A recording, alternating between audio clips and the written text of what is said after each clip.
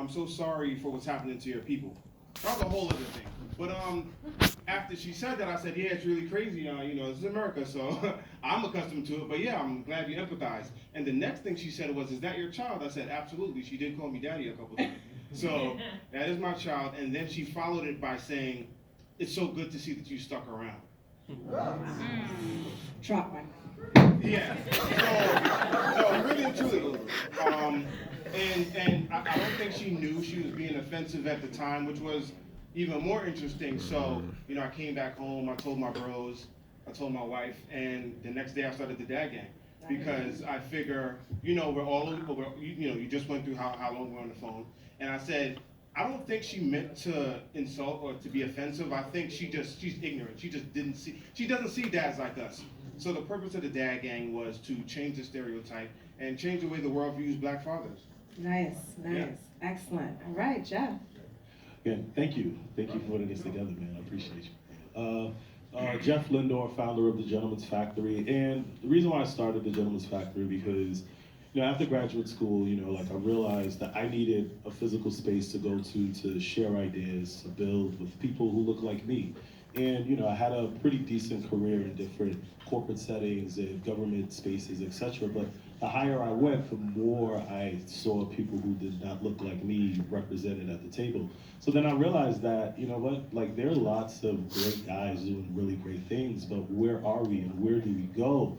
And I needed to be in a safe space so that I could really connect and really, just talk about what's in my mind and really advance and really be in an environment that really spoke and was catered to my very existence.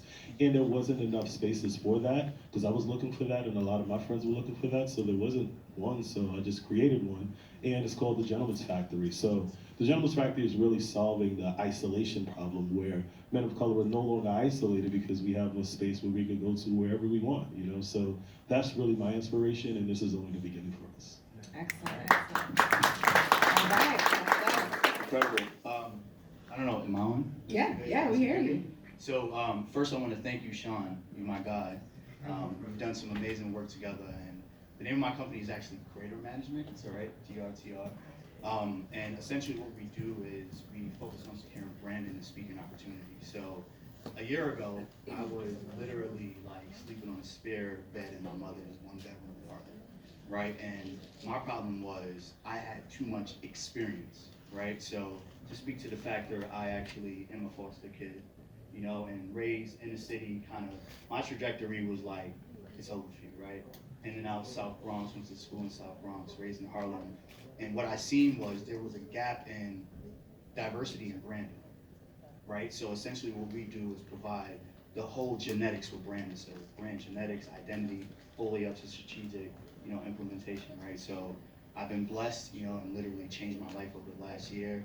We've been able to land 40 big clients like LinkedIn, Disney, Verizon. I'm actually contracting with Google upstairs right now. So that's just a testament to, why I started this was for my daughter, right? And I'm the type of guy, you'll hear more about my story, but I went into co-parenting and got the bad end of the stick, right? And had to start over from pretty much from A, right? So I started for my daughter and people wasn't hiring, so I started creating my own job and brought that New York swag to it. And just for you guys to understand that people are hiring and will pay you that big bag for you to be yourself, right? So that's why I started, and I'm just blessed to be here. Excellent. All right. Thank you.